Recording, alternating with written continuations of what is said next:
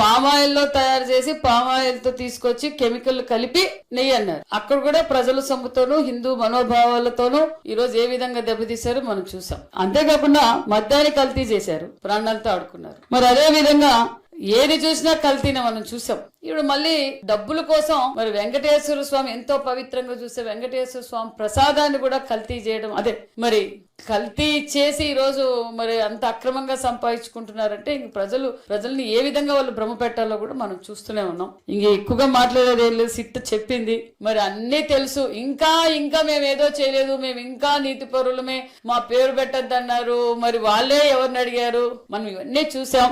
చట్టం తరపంతం చేసుకుంటూ పోతుంది. నెయ్యి లేకపోతే నేను అనేది ఏమంటే వాళ్ళే సిబిఐకి అడిగారా? సిట్కి వాళ్ళే అడిగారా? వాళ్ళే అడిగారు. జగన్మోహన్ రెడ్డి గారే అడిగారు, జగన్మోహన్ రెడ్డి గారే చెప్పి చేయించారు. మరి నెయ్యే లేకపోతే మేము చెప్పేది ఏమంటే పుట్టి నెయ్యే లేదని కూడా చెప్పారు కదా వాళ్ళు. పూర్తి పామాయిల్ తో కెమికల్స్ కలిపి తయారు చేశారు అనే విషయం అందరికీ తెలిసిందే. కల్తీ జరిగింది వాస్తవం అని కూడా నిర్ధారణ జరిగింది కదా. ఏది వదిలిపెట్టారు జగన్మోహన్ రెడ్డి గారు? ఏది వదలలేదు. కల్తీ మధ్య మమ్మీ ప్రజల ప్రాణాలతో ఆడుకున్నారు, పాసుబుక్కులతో దోచుకున్నారు.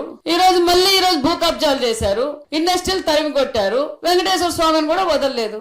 కల్తీ care of address Jaganmohan Reddy గారు.